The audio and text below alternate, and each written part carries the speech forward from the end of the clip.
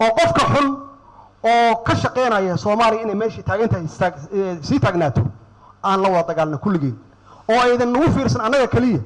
oo aydan naga dhigin dad difaacanaya positionadooda oo idinka shacabka Soomaaliyeed iyo miidiyaha khaasatan ay ka hor yimaadaan yiraahdaan ninka waa xun yahay dadkan fursad hal la siiyo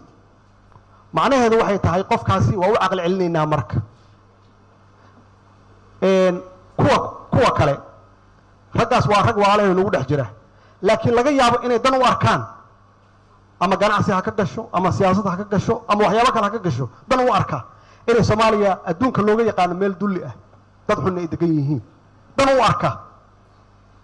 laakiin ma fiirinayo kaasi dantiisa maalintaas nool yahay calooshiisa fiirinayo ma fiirinayo mustaqbalka caruurtiisa ma fiirinayo waxa laga yaabaa ninkaas caruurtiisa iyo reerihiisa inay banaanka ku maqan yihiin laakiin dhibka uu halkan la joogo qolada saan danta ugu jirto xaalad Soomaaliya saan ahaato saan waa ceeb magaca Soomaaliyeed runtii waxaana saaran ceeb aad u foolxun ceebtaas waxaan ka dhaxalnay intii uu dhibka jiray oo aan ku macnayn karin waxaan ku dagaalanay waxay ahayd waxaan loo yaqaanaa dad xun inaan nahay ilaahay wuxuuna siiyey ma aragno wanaageeda ilaahay wuxuuna siiyey khayraadkuuna siiyey ma aragno ilaahay wuxuuna siiyey oo ah weli abtiis inaan nahay ma aragno ilaahay wuxuuna siiyey inaan nahay dad islaan ah oo sunni ah ma aragno aan ku xamdi noqno ilaahay waxaan haysto waa carada ilaahay waay ilaahay aqliguna siiyey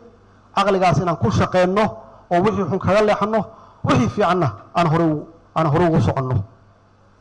ilaahay aanu noqonno qolada marka dhibka ku haysta Soomaaliya waxay gashay dimuqraadiyad waxyaabaha ugu fiican hadda aan adduunka uga horeyno waa taas waxaad arkaysaan laga soo bilaabo artan khayr Allah si madaxweynayaashii la soo dhaafay si nabadgelyo ah xukun ku wareejiyeen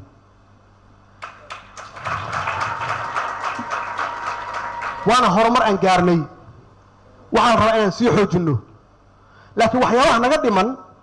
waxaan rabaa meel in line aan la gudbay inuu jiro oo ah inaan isaga mid nahay dalkan inuu nabad helo ummadeena ay nolol helaan inaan isaga mid nahay oo qofka xun oo ka shaqeynaya Soomaaliya inay meeshii taagantahay sii taagnaato aan la wada dagaalno kulligeen oo aydan nagu fiirsan anaga kaliya oo aydan naga dhigin dad difaacanaya positionadooda oo idinka shacabka Soomaaliyeed iyo miidiyaha khaasatan ay ka hor yimaadaan yiraahdaan ninka waa xun yahay dadkan fursad hal la siiyo macnaheedu waxay tahay qofkaasi waa u aqal celinaynaa marka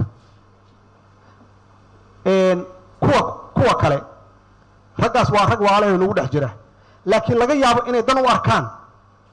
ama ganacsi ha ka gasho ama siyaasad ha ka gasho ama waxyaabo kale ha ka gasho dan u arka inay Soomaaliya adduunka looga yaqaan meel dulli ah dad xun ay degan yihiin dan u arka laakiin ma fiirinayo kaasi dantiisa maalintaas nool yahay calooshiisa fiirinayo ma fiirinayo mustaqbalka caruurtiisa ma fiirinayo waxa laga yaabaa ninkaas caruurtiisa iyo reerihiisa inay banaanka ku maqan yihiin laakiin dhibka uu halkan la joogo ma fiirinayo ninkaas ilmaha awooh u yahay ma fiirinayo waxa u daran kaliya maanta